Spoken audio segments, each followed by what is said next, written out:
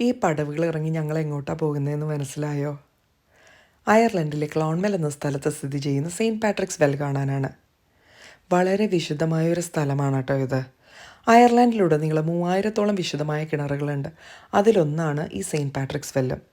5-ാം നൂറ്റാണ്ടിൽ അയർലൻഡിൻ്റെ സ്വന്തം മധ്യസ്ഥനായ വിശുദ്ധ പാട്രിക് ഈ സ്ഥലത്തെത്തി ആളുകൾക്ക് വചനപ്രഘോഷം നടത്തിയിരുന്നെന്നും പലരെയും ജ്ഞാനസ്നാനപ്പെടുത്തിയിരുന്നെന്നും ചരിത്രം രേഖപ്പെടുത്തുന്നുണ്ട്. ഈ കിണറ്റിലെ വെള്ളം ഉപയോഗിച്ച് ഒരുപാട് പേർക്ക് രോഗശാന്തി ലഭിച്ചതായി സാക്ഷ്യമുണ്ട് കേട്ടോ. കാണുമ്പോൾ ഈ കിണർ വളരെ ചെറുതായിട്ട് നമുക്ക് തോന്നും, പക്ഷേ ഇതിൻ്റെ ഉറവ വളരെ അടിത്തട്ടിൽ നിന്നാണ് വരുന്നത് കേട്ടോ. ഈ കൊച്ചു കിണറ്റിൽ നിന്ന് വരുന്ന വെള്ളമാണ് പിന്നീട് വലിയ അരുവിയായിട്ട് പുറത്തോട്ട് ഒഴുകുന്നത്. സൂക്ഷിച്ച് നോക്കിയാൽ ചെറിയ കുമിളകളായിട്ട് നമുക്ക് കാണാം ഈ വെള്ളം താഴെ നിന്ന് വരുന്നത്.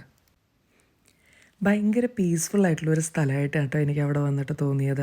ഒരുപാട് പേര് അവിടെ ഇരുന്ന് ധ്യാനിക്കുന്നുണ്ടായിരുന്നു. 5-ാം നൂറ്റാണ്ടിൽ പണി കഴിപ്പിച്ചൊരു കൽക്കുരിശും 1617 പണി കഴിപ്പിച്ച മേൽക്കൂരയില്ലാത്തൊരു പള്ളിയും അവിടെ സ്ഥിതി ചെയ്യുന്നുണ്ട്. ഞങ്ങൾ കുറേ നേരം അവിടെ സ്പെൻഡ് ചെയ്തു. അവിടുത്തെ വെള്ളത്തിൽ കാലിട്ട് കുറേ നേരം ഇരുന്നു കേട്ടോ. നല്ല തണുപ്പുള്ള വെള്ളമാണേ. നല്ല വേനൽക്കാലത്താണ് ഞങ്ങൾ പോയതെങ്കിലും ഈ വെള്ളത്തിന് ഭയങ്കര തണുപ്പായിരുന്നു. ഈ വെള്ളം ഞാൻ കുടിച്ചപ്പോൾ എനിക്ക് ഓർമ്മ വന്നത് എന്താണെന്നറിയോ?